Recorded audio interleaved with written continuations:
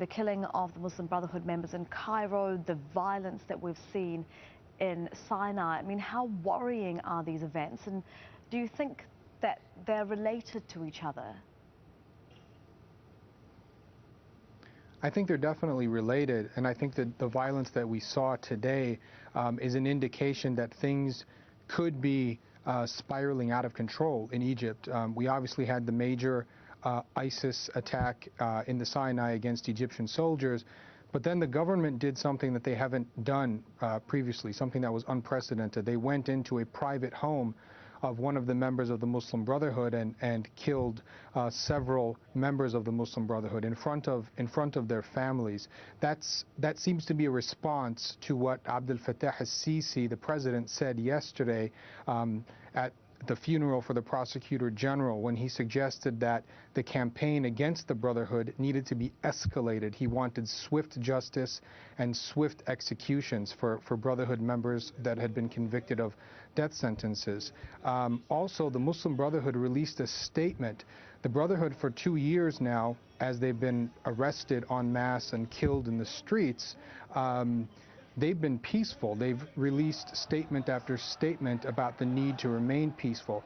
They released something of an ominous statement this evening, however.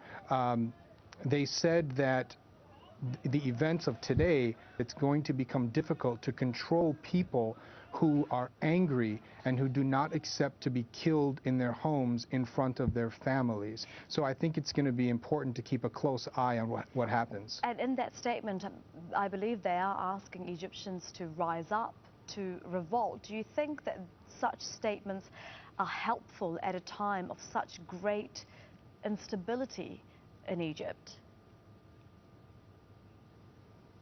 Well, you know, that's a perplexing question. In some ways, perhaps one could argue that the only real solution for Egypt is another change in changing of the guard at the government. Revolution might be the answer. We're talking about a government that has actually produced the greatest levels of instability in Egypt's history. Everyone's thought, you know, those who went out into the streets in June and July of 2013 to remove the elected president thought that they were going to be bringing about peace and democracy and stability.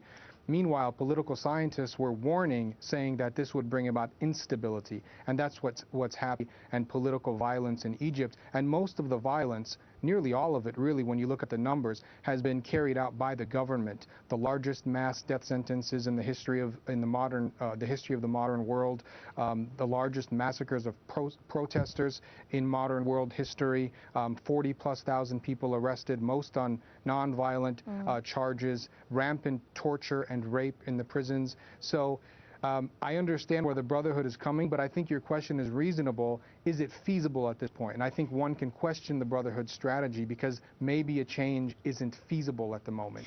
Mohamad Elmasry, Assistant Professor at the Department of Communications at the University of North Alabama, joining us from Minneapolis there. Thank you very much for your time. Thank you. Now, Sir Nicholas Winton, who organised the